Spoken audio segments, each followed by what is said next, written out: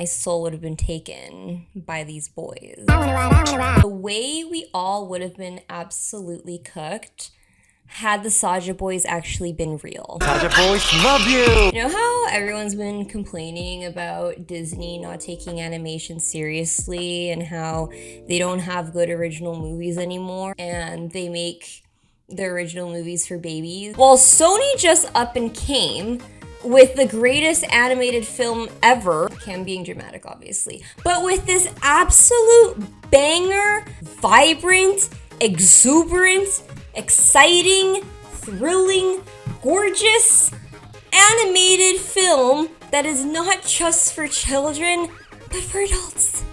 For adults like me. Thank you! For the most part, honestly, in comparison to the absolute slop Disney's been putting out, leagues ahead.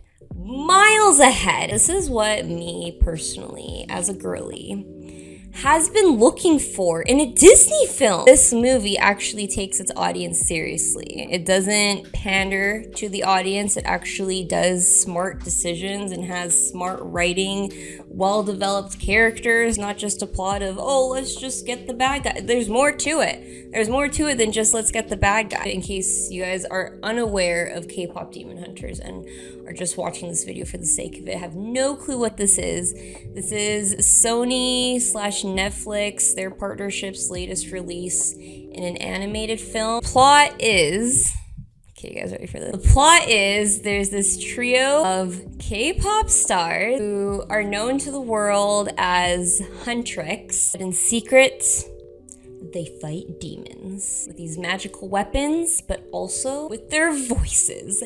Yes! But things start going south when the main demon blob sends the squad of 5 boys to settle the score with the Demon Hunter girls by forming their own K-pop boy band. Now Huntrix has to defeat the demon K-pop boy band of Saja boys. It deserves all the praise, all the hype that it's been getting. Apparently Netflix has submitted one of these songs for the Oscars, and you know what? Good! If it were up to me, I would submit all of them. They're all bangers. Disney, be quaking in your boots, Disney. Sony is coming. Sony is coming for your ass. And you can't just rely on your freaking live actions and your freaking sequels anymore, Disney. Apparently they can, actually. While Disney is relying so heavily on these live actions and sequels, people have been pointing out, well, the reason that they're not doing original content is because no one freaking watches them. They pulled out Strange World, didn't do anything. Wish, I believe, underperformed as well. And the hard truth is, these movies just aren't good. They're just not. And so people aren't gonna go to the theater for an original film if it's not good. That's simply the fact of the matter. The reason is not because they're original films. The reason is because they suck. Disney has this formula where they're like, okay, let's put less effort into all of these films, see what sticks, and then call it a day. They put less effort into Lilo and Stitch. They put less effort into these live action movies because, hello, they've already been made, so that is already less effort because the story's already freaking there. Sequels, maybe you could argue there's some more effort there because you have to make a story, but then the sequels apparently haven't been great stories either, and they're just relying on people to have nostalgia and feelings for the first film. So yeah, that's also lazy work. But then those ones are getting the bang, so obviously they're gonna put those ones above the original content, but that's sending the wrong message because their original content just doesn't have enough love and care put into them these days. I say all of this because K-pop Demon Hunters, right? This movie has exploded across the charts, okay? Not just in Netflix being #1 for 3 weeks, also the top music right now. And then you look at the comments, and I kid you not, myself included, there are so many people in the comments saying, do a sequel, put it in the theater. Put it in the theater, take my money. This original film has just quaked the earth with how good it was and how much love and fun and effort you can feel was put into this. Finally, thank you Sony for taking some love and care into the animated film space. More to say in mainstream media. Pre-warning, if you are a massive fan of the 2023 Disney movie Wish, this is not the video for you. I will unapologetically bash that movie to filth because it sucks. No! So if you love it, please do not continue watching this video. After this long overhauled intro, I will now be comparing the film Wish to K-pop Demon Hunters because Wish was the last original animated film. I'm not counting Moana 2 because you could argue it's original, but it's a sequel. So I'm saying singular original film from Disney. This was the last one that they did, and it was supposed to be for their 100-year anniversary too. So I thought it would be appropriate to compare K-pop Demon Hunters to Disney's last original animated film. Also because there is a lot to highlight here with everything that they did wrong in that movie versus everything Sony did right in this movie. Let's start off with none other than the songs because fucking hell.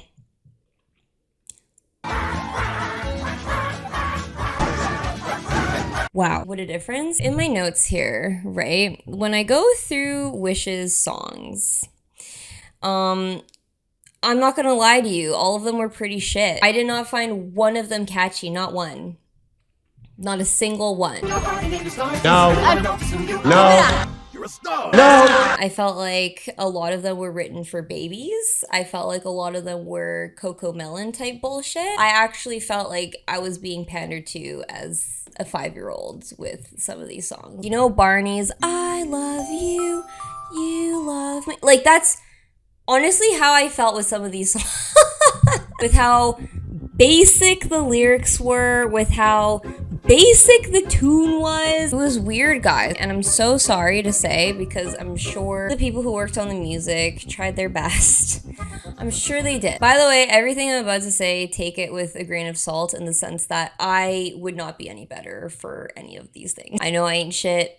I know I couldn't do any better. I'm just saying, if you're gonna be one of the biggest animated companies in the world, you should have the affordability to hire some top-notch composer. It says Julia Michaels and Benjamin Rice did the songs for Wish. I'm just so sorry. I don't know what deadline they were working under. I don't know what conditions they were working under, but this just was not it. Let's go through the song list. City of Roses. I marked it as forgettable and explaining the plot. I honestly don't really have much issue for songs explaining things. It's a common thing, especially in Disney. They did that with Encanto, and I honestly love a lot of the songs and tunes of Encanto, so there's that. Differences!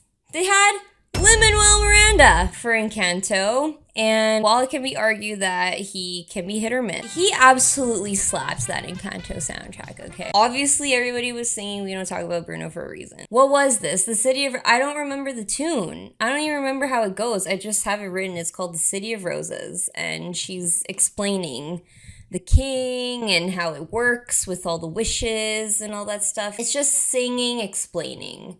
Sing explaining to me without a catchy tune. Moving on. Oh my god. I don't remember this at all. There's a song that they sing about keeping wishes safe. That's supposed to be like this power ballad thing. Don't remember that. And we have probably what is the best song of this movie. It's extremely mid in comparison to the K-pop song. Wish? Wait, is that... I don't even know what the song's called. I guess something more than this. Whatever, that song. Oh, This Wish. That's what it's called. It's called This Wish. Yeah. Oh, and then the other one that I forgot, that one's called At All Costs. Didn't even remember how it goes, what the tune is. I just know that it was about keeping wishes safe. This song, okay, this is the song that I felt was the most baby. The most baby song. I swear, I've never had this thought before. I'm watching this kid's film, this animated family film, and I can vibe to a song. I'm not judging it for being a family film or a kid's film. If it's a good beat, if it's a good tune, it's a good tune. I've never had this thought in my life until this song. I was watching this and I was sitting there like,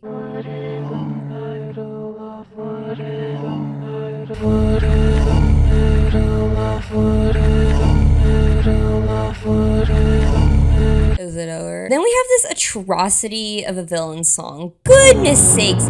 This is when I knew this movie was gonna flop, actually. Because I was actually excited for this film. I'm like, yes, a Disney original film. I was there when this song was the first song to be released of this film on YouTube. And it was, This Is the Thanks I Get. And when I heard this song, let me tell you, the disappointment in my soul. K-Pop Demon, you would have gotten my soul from listening to this song. It's an upbeat tune and just so weird with it being a villain song, because villain songs are supposed to be sinister. Like, what are you doing? I'm supposed to feel frightened right now, and right now you're making me wanna bop, but not really, because it's not even that catchy either. The tune is making me feel like I'm supposed to be bopping. Oh, the composition of it was just weird. The lyrics, okay? This is the lyrics that everybody trolled on because it was actually hilarious. I let you live here for free and don't even charge rent. Let me repeat that. I let you live here for free and don't even charge rent.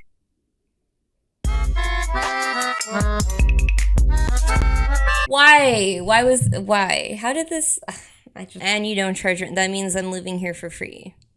Thank you for saying the same thing twice. It's just so bizarre. There's animated bits and pieces too of the character, the villain Magnifico, that he's looking more sinister and insane. But yet, in the background, it's like...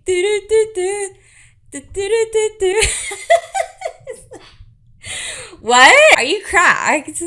Did someone smoke some crack before?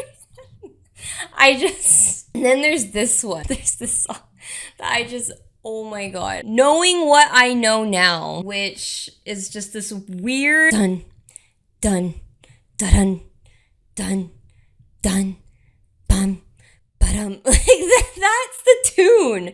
That's the tune throughout this song. Like, a doctor is checking someone's pulse and it's like dun, dun, dun. Oh, that's the music of this film. Unmemorable. It's weird, bizarre, not catchy.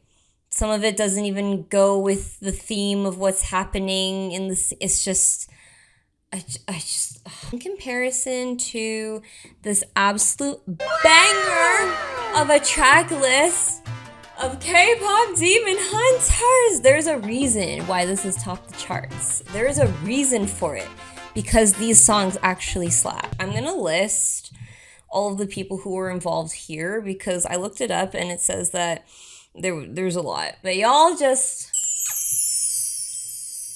I can guarantee you there will be children liking these songs, but then also they made them so catchy that adults like me love these songs. That's why it's topping the charts right now. Like, they just made simply good music. As soon as How It's Done came on, within the first 5 minutes of this film, I collapsed. I actually had a breakdown because I could not believe my ears. My ears were eargasming. Now I understand what Blackstreet meant when they said giving them eargasms. That's what I experienced. And that's just the first song. And then, what an intro song, right? Because it's just showing how badass these girls are. Sets the tone of the film that, yes, I do take these girls seriously. I do love their voices. I do understand why this crowd is out here right now waiting for them. And why these grown men are... I do get it. But it's also setting the stage of understanding that, yeah, we get it done. Because we're also fighting demons. We're not only slaying with our voices, but we're slaying with demons. And I could not wait for the next songs, because as soon as I heard this one, I'm like, I bet you the rest of this is going to be perfect. And it literally was. Then we get Golden.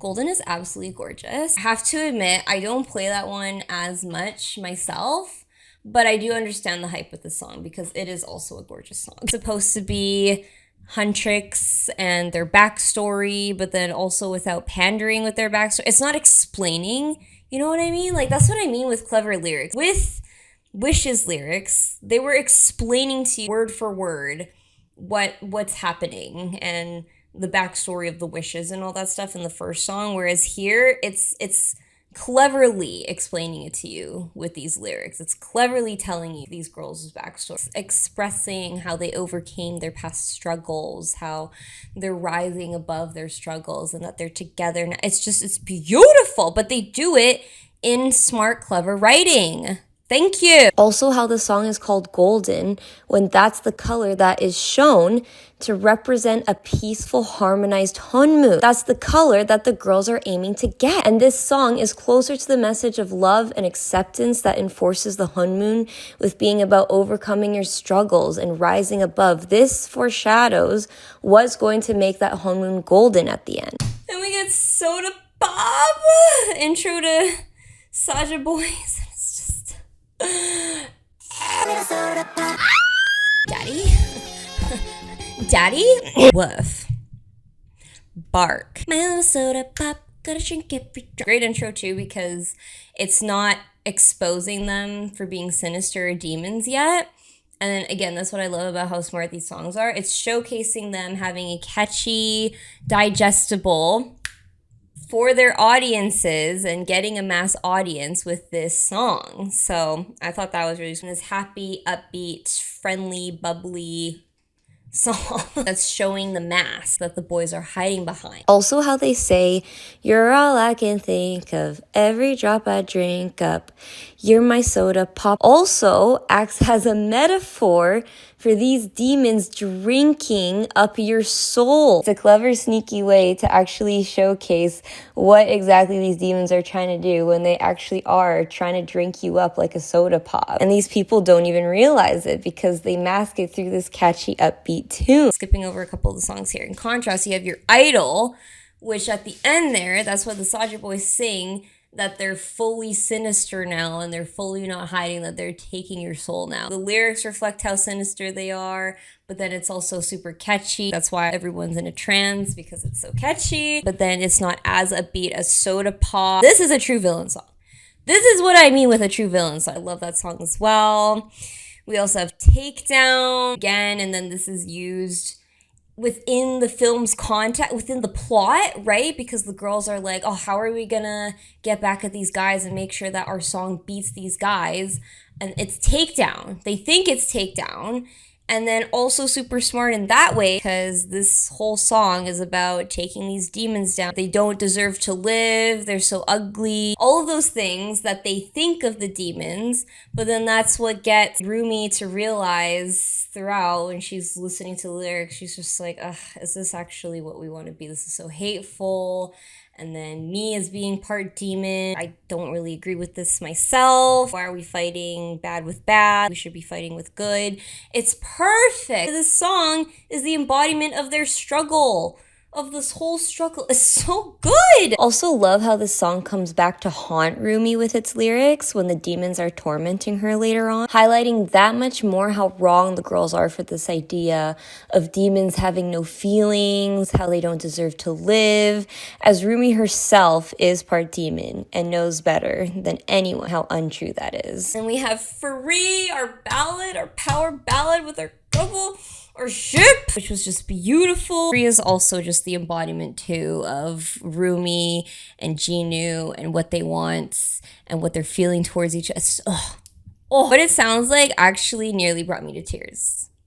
I'm not joking. I don't know what it is with the lyrics themselves as well as the singer. Shout out to the singers as well. They killed it with their voices. They hired amazing singers for all of the soundtrack, but it's just gorgeous. The way she's singing it, that my voice without the lies, this is what it sounds like. It's so good, you guys. And let's make this main comparison right here, okay? Because you have this song, that's the power song of bringing people out of their trance, bringing people and their souls back, essentially. Because at this point, the Saja Boys had them under their spell, and everybody's feeling down and depressed that they are allowing the darkness to get to them. This is that power song of snapping people out of it and getting people to realize that you have good in your souls and you can accept the dark parts about you, but there's more to you than just those dark parts. This is that song, and this makes sense in the context of the film as well, considering that, yes, that's part of the girls' powers and abilities, is being able to use their voices to bring people together. So it makes sense in this ending scene here where obviously they have to use the power of their voices to get people to come together and snap people out of it. And with this song, it's just perfect with the lyrics, with the tune, in comparison to Wish. Because funny enough, Wish also kind of tried to end in the same way. However, did not do the assignment correctly. So Wish has this ending climactic moment where Asha is singing that song, This Wish, while she's on top of this building trying to fight Magnifico, and for whatever reason he's not throwing her off the building because he's apparently not fully evil, even though he's supposed to be fully evil, but he refuses to kill her for whatever reason. She sings this wish and then encourages everybody else to sing this wish, and for whatever reason that harnesses the power of their souls, of their wishing part of their souls, to get their wishes back from evil Magnifico, because they're all singing about having a wish and finding a wish. Bruh. The way I was watching this, and I was like, Asha doesn't have any powers. Like, she actually doesn't. Little Wish Star has powers, but she has none herself. So, like, why is her singing and then everybody else is singing, making wishes come back from Magnifico and overpowering Magnifico's power right now? Like, what? What? It actually made no sense. It actually makes no sense.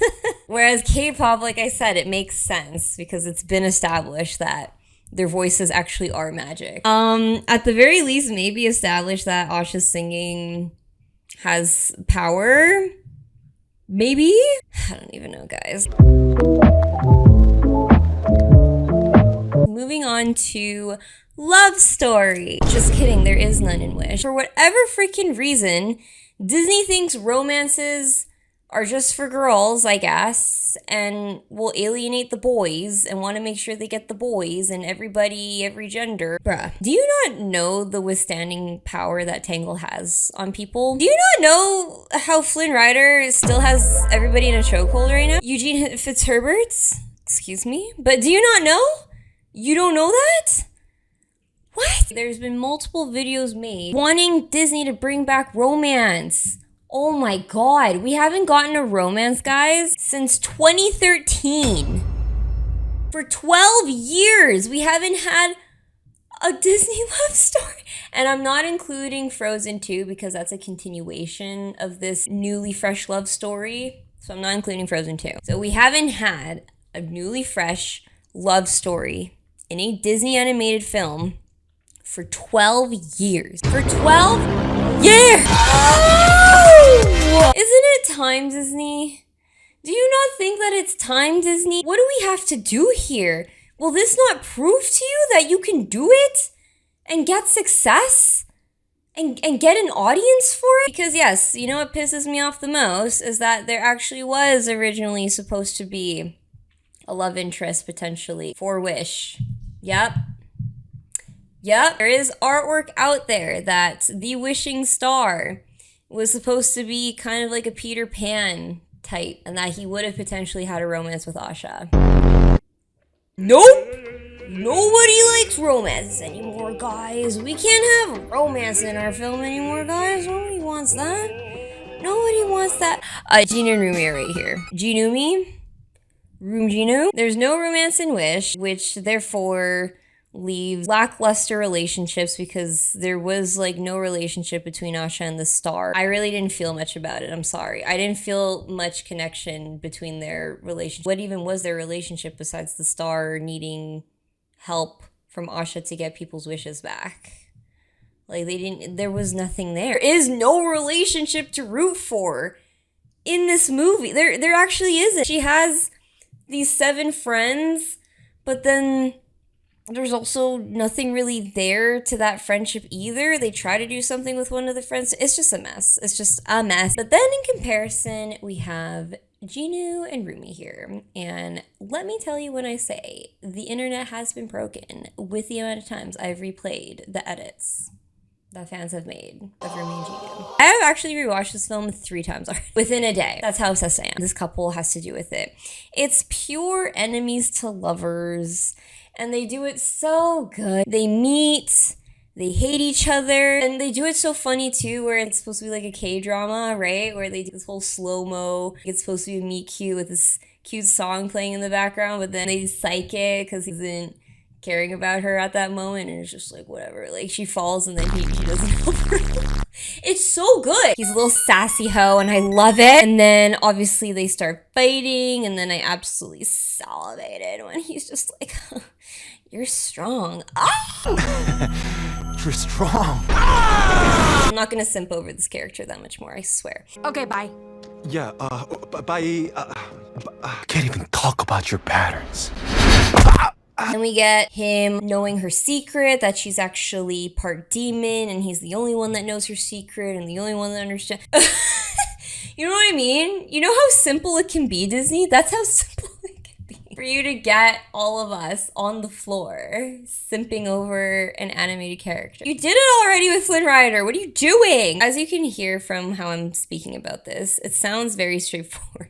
Sounds like this has been a trope that's happened before, yes, but they do it well. If it's a trope that's happened before, but if it's done well, then I'm not going to complain about it. And it is done well here because they do build their relationship. They have multiple scenes together where they're either flirting, but then getting to know each other and trying to understand each other. And then there's like these cute awkward moments also. We don't even get a kiss, which you might be pissed about. I'm kind of pissed about it myself, but I understand if they're doing a sequel, which I know they want to do. So if you're doing a sequel and you want them to kiss in a sequel, then I'm good with that. I'm good with that. But they totally could have kissed at the end. They have a build. And even without them kissing by the end, he literally gives her his soul. His soul! Actually taking soulmates to the next level. He said, I'm taking soulmates seriously. They really said that. Jinu really said that. We go from enemies to friends to basically soulmates. Sacrificing himself for her, for the woman he loves. It's actually perfect. Thank you.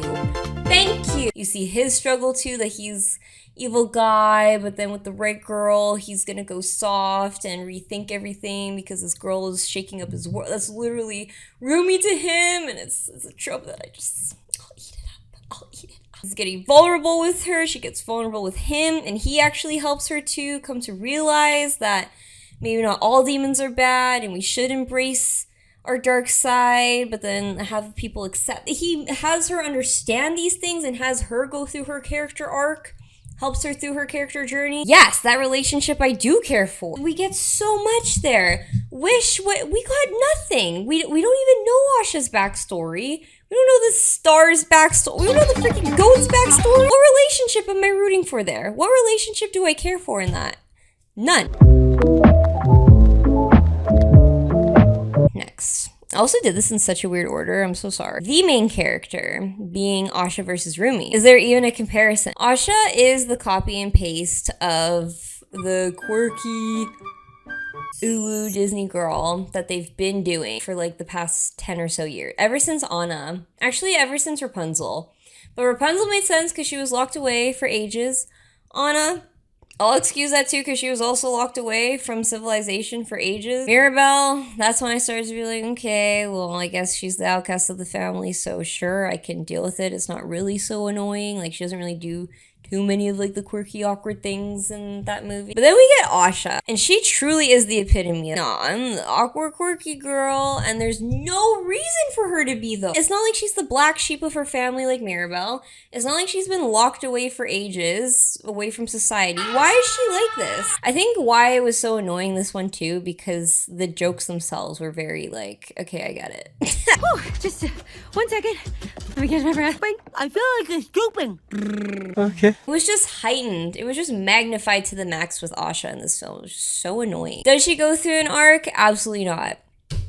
Where was it? Is the arc in the room with us? Because I didn't see it. She has zero character arc as well. She literally goes from the beginning to end being this awkward, quirky girl. What even is her journey? She literally starts the movie being this good person who wants to do good for people. Throughout this film, she doesn't do any wrong. She doesn't go through anything, actually. Her first earth-shattering thing, I guess, is that finding out that Magnifico is not granting everybody their wishes and that he's not putting them back. But then she goes about it in the good character protagonist hero way and just continues making good character choices throughout the film. So it's like, what? And she just continues being good. Doesn't have any internal conflict. Everything is external. Why am I following this character? Why do I care? She meets the star, goes on her journey to try and get the wishes back. Then her mom's wish gets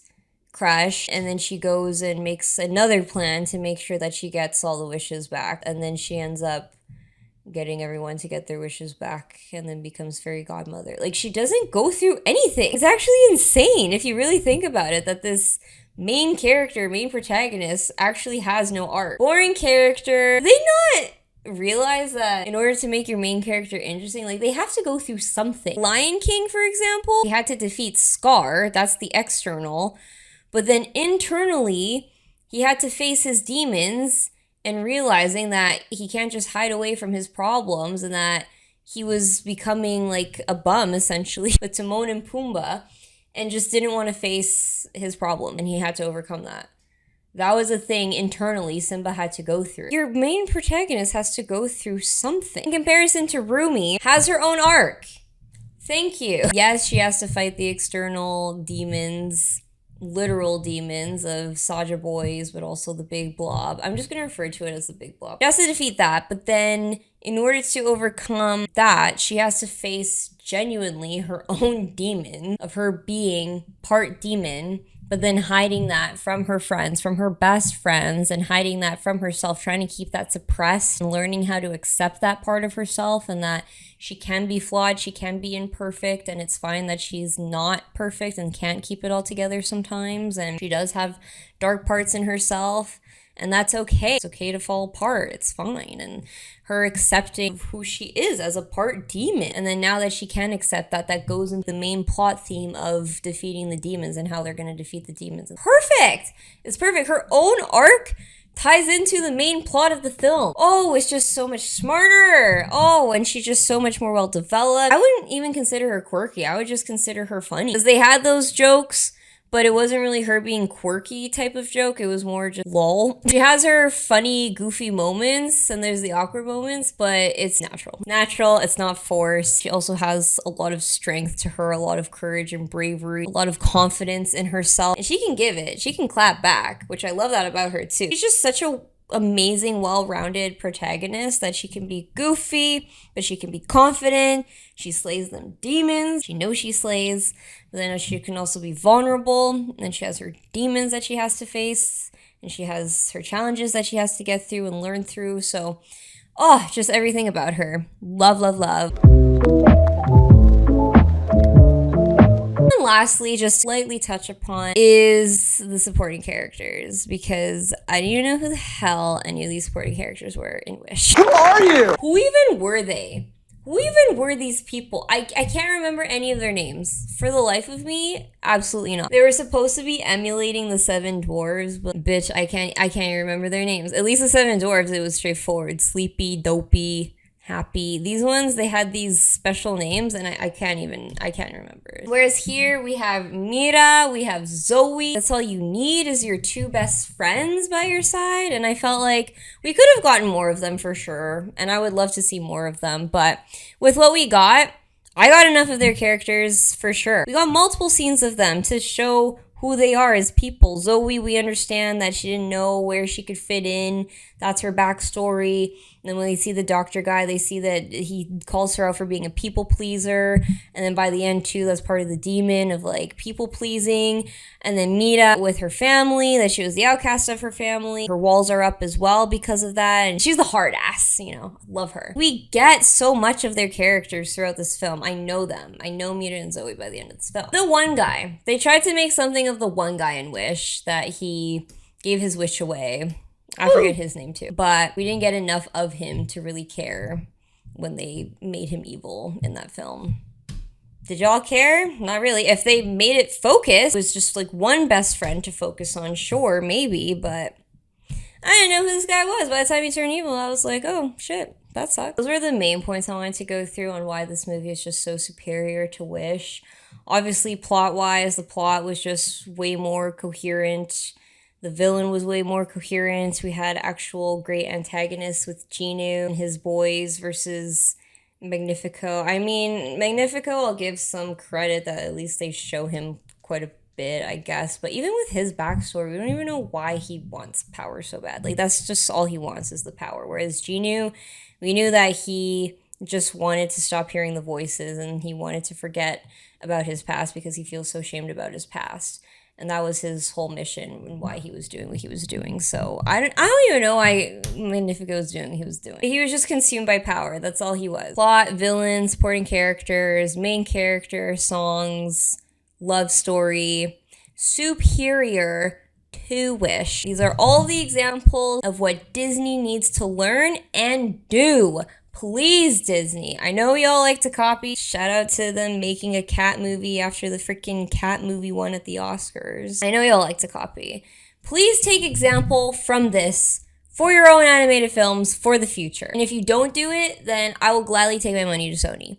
Gladly, I want Sony to put K-Pop Demon Hunters 2 in the theaters, and I will watch it. I will be sad. That's all I really had to say today. Let me know all of your thoughts. Let me know if I overhyped this movie. I don't care. I think it deserves all the hype and praise. I am excited to see what Sony has for the future. This gives me hope for mainstream animated films. Hopefully they take this popularity as an example of, like, we can have fun. We can have a good plot, great characters, great songs, a love story. We can have all of those things and have it be popular. Let me know all of your thoughts. Let me know if you love K-Pop Demon Hunters as much as me. Also, this isn't to say, if you do love Wish, you're in your right, okay? I'm not saying whoever loves Wish is wrong to love Wish. And if you love those songs and you love the movie, then that's great. I respect it. Like, everybody is in their right to love what they love. But it's just my humble opinions. Thank you all so much for watching. Until next time.